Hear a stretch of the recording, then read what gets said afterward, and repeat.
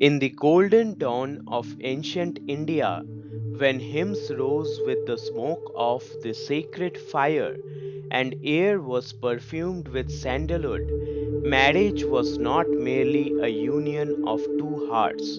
It was a union of souls, of dharma, and of destiny. The Rigvedic sages envisioned it as a sacrament, a sacred journey where man and woman walk together, not behind, not ahead, but side by side as partners in virtue and purpose. From the hymns of the Rigved to the laws of Manu, from the story of Kunti's silent prayer to the sanctity of Garhapatya fire, every ritual whispered of duty, faith, and eternal companionship. Today we return to that world to rediscover what marriage truly meant in the age when Dharma guided every step. Introduction. This presentation explores the institution of marriage in pre Vedic and early Vedic society, tracing its evolution from the moral ideals and social customs to religious and legal codes in ancient India. Beginning with the Rig Veda, where hymns such as the marriage hymn defined early marital rules, the study follows how moral, ritual, and social values shaped the Hindu concept of Grihastha ashram, householder's life. The presentation examines the Patni Vrata, chaste wife, ideal moral codes of fidelity, and changing attitudes towards adultery, polyandry, and niyog as reflected in the Vedic hymns and the Mahabharata. It discusses the Dharma Sutras and Smritis, which identified legitimate and illegitimate sons, revealing the moral flexibility of early Indian society. The slides analyze regional differences such as Uttarakuru and Mahishmati, where sexual freedom and polyandry prevailed, contrasting with the Aryavarta's moral rigor. A detailed account follows the emergence of gotra and pravara, their role in marriage prohibitions, inheritance, and the rise of monogamy and patriarchal order. The final section examines Vedic marriage rituals, especially the Garhapatya fire, the wife's participation in sacrifices, and the sacred union as defined in Rig Vedic verses. By combining textual evidence from the Rigved, Dharma Sutras, Upanishads, and Mahabharata, this presentation reveals how marriage evolved from a social necessity into a sacred moral and legal institution central to ancient Hindu civilization. Marriage in pre Vedic society. The conception of Hindu marriage, the duties of husband and wife, and purposes of marriage were established as early as the Rig Veda. Verses from the marriage hymn Rig Veda Mandala 10:8-5 are still recited in Hindu marriages today. The Rig Vedic society upheld high moral standards. A man guilty of misdeeds prayed for forgiveness. O impetuous Adityas, push away my crime from me, as a girl who secretly delivers does hers. The story of Kunti, who abandoned her eldest son Karn in a floating box on a river, exemplifies social secrecy regarding illegitimate birth due to moral standards. Epics like the Mahabharata glorify the Patni Vrata or chaste wife, emphasizing the absolute fidelity expected from woman. The Dharma Shastras, such as the Gautama Dharma Sutra and Smritis of Manu and Yajnavalkya classified sons as Gudhaja, Kanina, and Sahodha based on birth legitimacy. The Gudhaja was born in father's house from an unknown man. The Kanina was a maiden son conceived before marriage, and the Sahodha was born to a woman already pregnant at marriage. These illegitimate children were regarded as belonging to their mothers' husbands and considered illegitimate sons. Manu's classification and changing social norms. Manu mentioned two more illegitimate sons, the Kunda, born of a married woman whose husband was living, and the Golaka, born of a widow. Manu forbade Kunda and Golaka from attending Brahmana Shraddha ceremonies. M. Kane noted that both should have Upanayana performed like the deaf and dumb if both parents were Brahmanas. Despite Vedic ideals, later society grudgingly accepted adultery, contrasting with the Rigvedic ideal of moral restraint seen in the example of Kunti hiding her illegitimate child.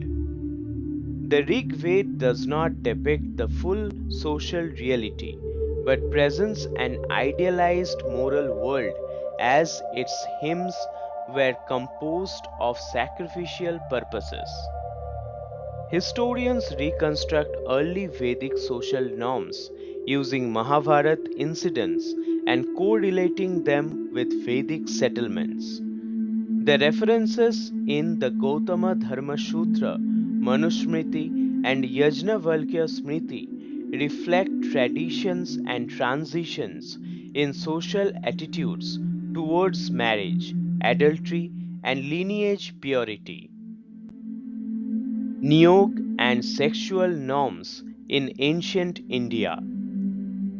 The Mahabharata narrates that when Pandu was unable to procreate, he requested Kunti to bear sons through the practice of Niyog, levirate. Initially hesitant, Kunti was told of an earlier era where women faced no sexual restrictions and could freely choose men for procreation. The sage Swetaketu, son of Uddalaka, was enraged at his mother's free behavior and established the rule that such liberty would henceforth be forbidden to women. Swetaketu ordained that unmarried women must remain virgins and adultery would attach only to women refusing niyog when ordered by their husbands. The new law equated female transgression with the sin of abortion, transforming earlier free customs into regulated moral conduct. Thus, niyog became not merely permitted but obligatory when commanded by the husband, illustrating a shift from freedom to patriarchal control in ancient Hindu marriage laws. This episode marks the evolution from Vedic sexual freedom to post Vedic moral restraint, shaping later Hindu ideals of chastity and duty. Sexual freedom and regional practices. The Mahabharata notes that women of Uttarakuru were free in sexual matters. This region symbolized societies where women were not restrained in their relations.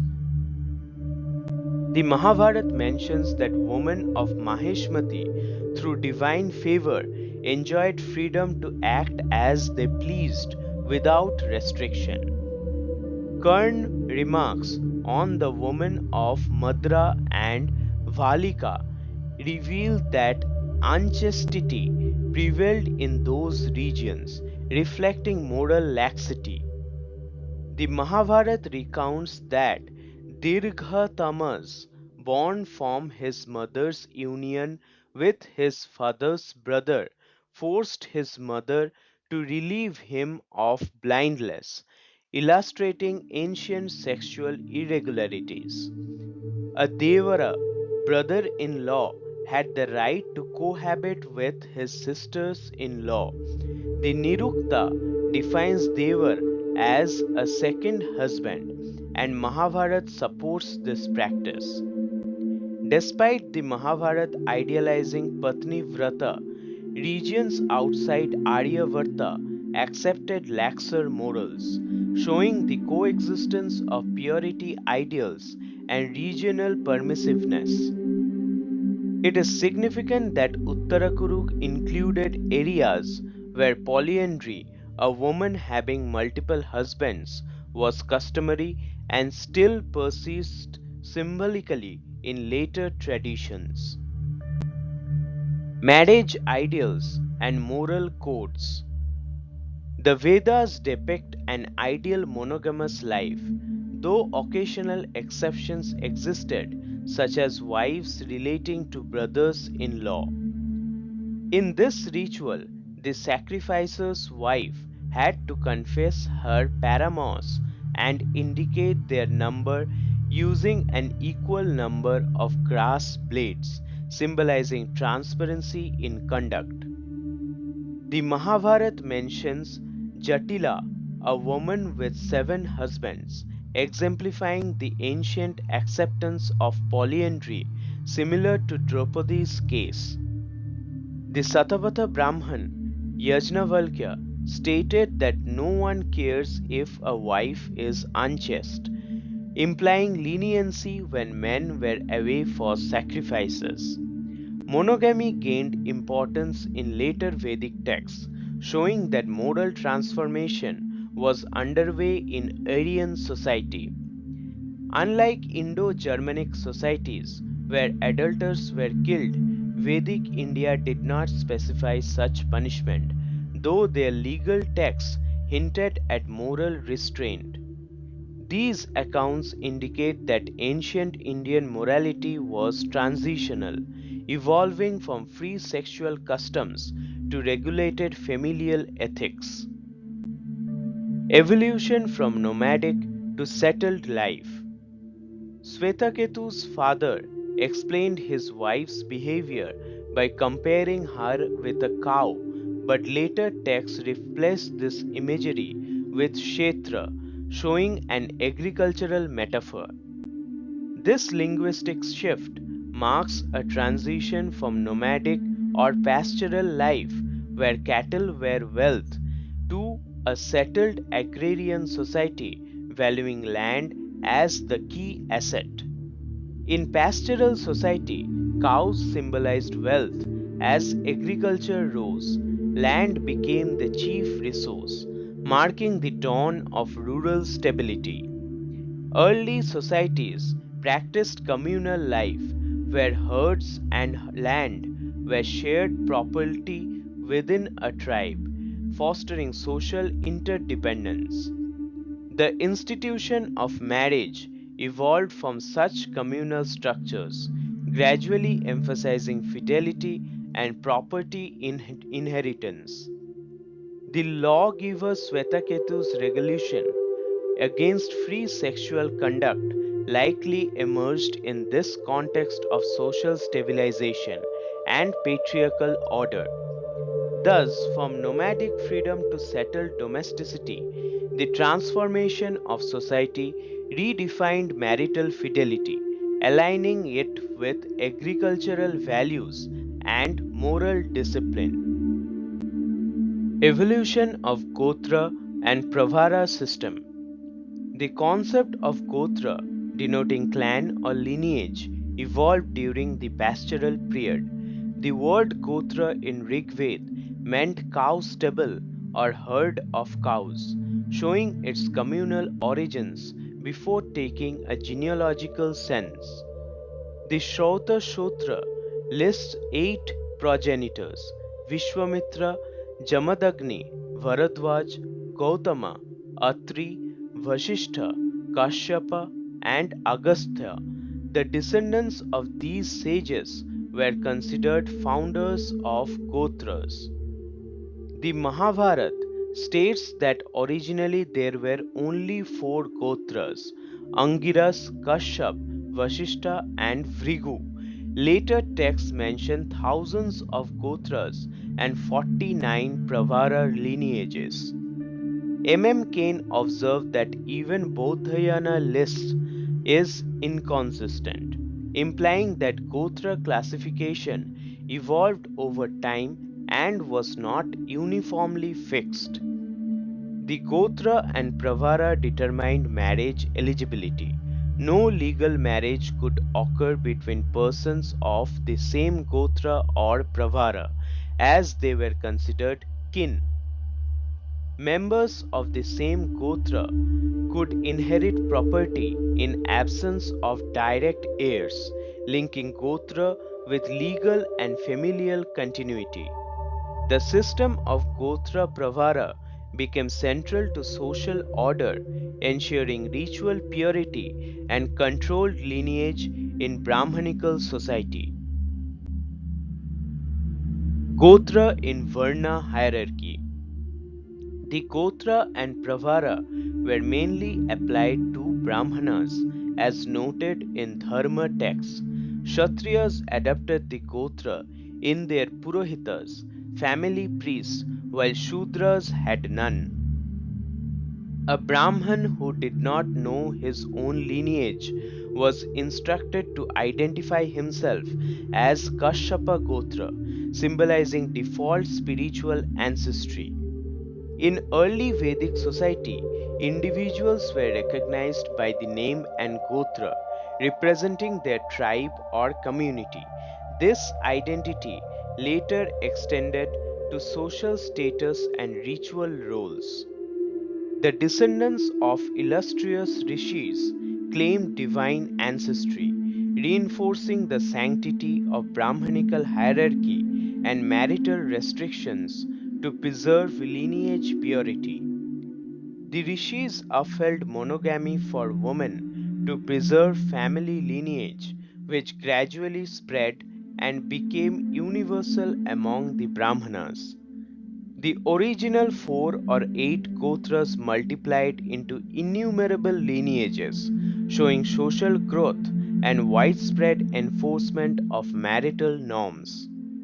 Gotra and Pravara helped consolidate ethical control within the caste framework, shaping identity, inheritance, and matrimonial laws in ancient India.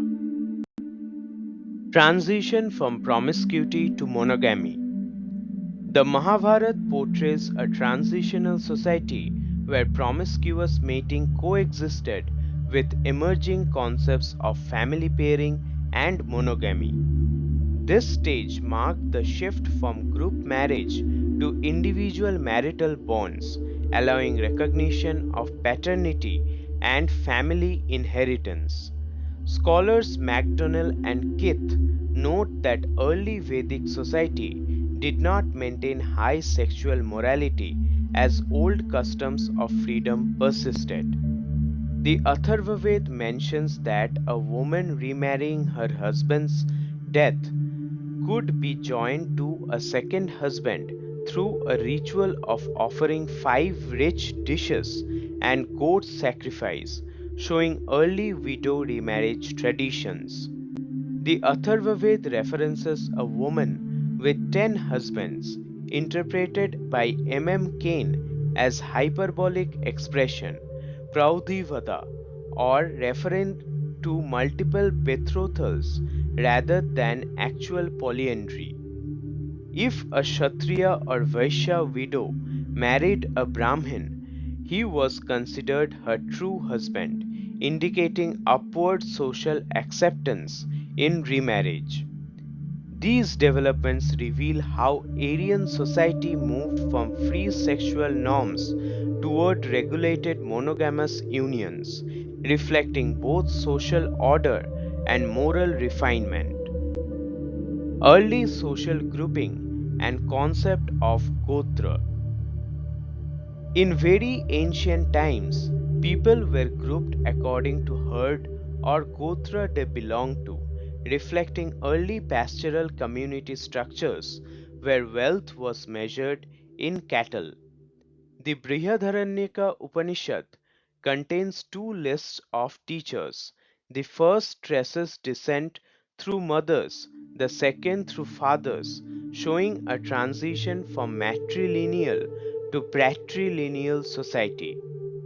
During the pastoral period, herds were communal property inherited by all members tending them. The concept of gotra likely arose from this collective ownership. Exact parentage became important with inheritance laws. Earlier, it was enough to know one's herd or gotra for identification. As societies advanced, land replaced cattle as the main wealth unit. Early Rigvedic texts mention cows as gifts to sages, while later inscriptions mention land donations. With agriculture came land division and ownership, leading to caste differentiation. Shudras worked the land while Brahmanas engaged in rituals and teaching. The rishis' genealogical links became prestigious and Ashreya, later Pravara, marked social and ritual superiority among Brahmanas. Development of Gotra rules and monogamy. Early sages may have realized the biological evils of inbreeding, leading to formation of Gotras to preserve purity of descent. To maintain lineage purity, marriage within the same gotra or pravara was forbidden, which gradually encouraged monogamy and restricted unions. The Chandogya Upanishad shows that gotra represented parental lineage, but matronymics were still in use, proving the ongoing social transition. As agriculture expanded, secondary sons gained new roles. Though numerous, they could be seen as assets to family labor and production. Brahmanas emphasized family descent and absolute fidelity from wives, while Kshatriyas were less rigid and practiced niyog for heirs. The Tattariya Upanishad instructs cut not off the line of progeny, underlining the religious importance of having a son. These developments reflect a movement from communal and maternal descent to patriarchal monogamous society, central to later Vedic civilization. Marriage as a sacred institution in the Rig Veda.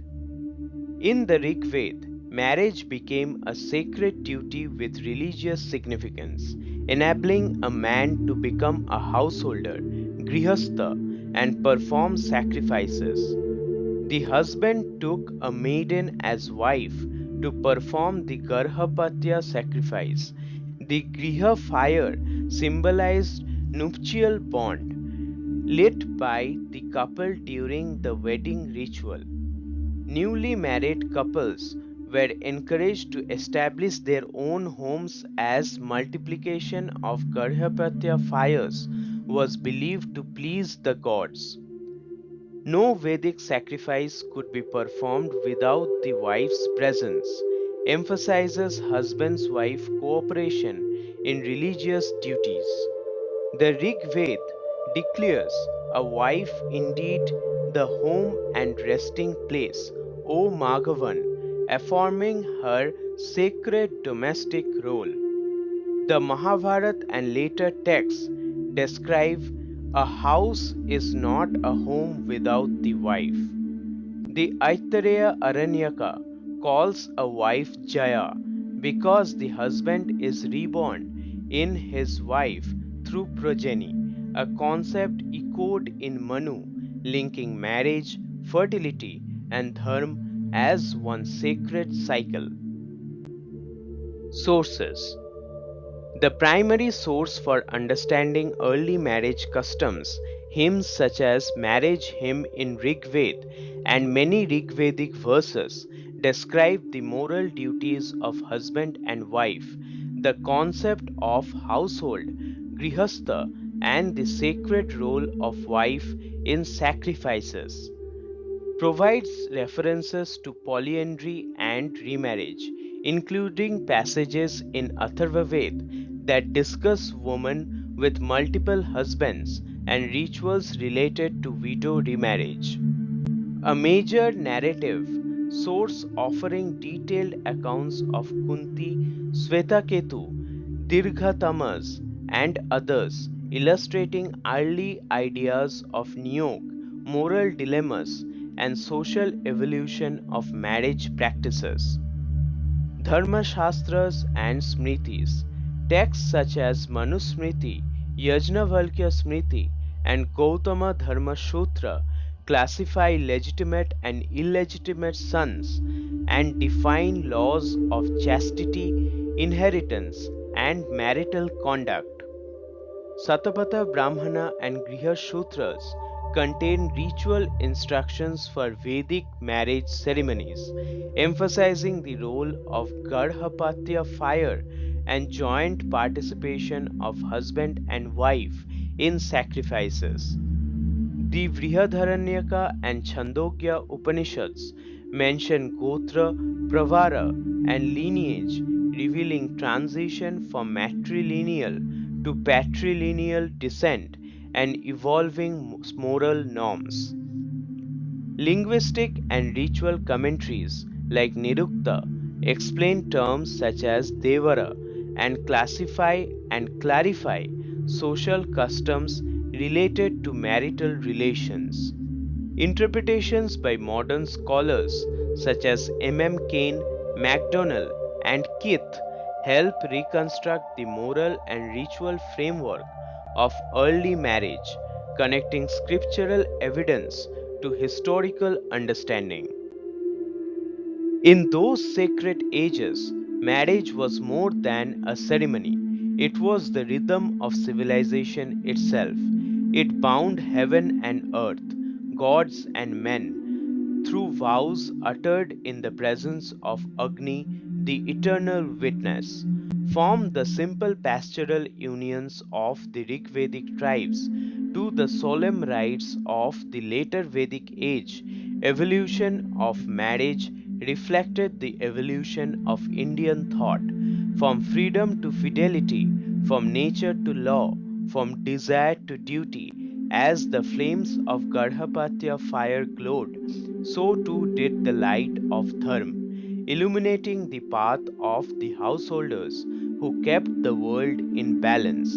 And thus, the story of marriage in ancient India remains not a relic of the past, but a living reminder that love, when sanctified by Dharma, becomes immortal.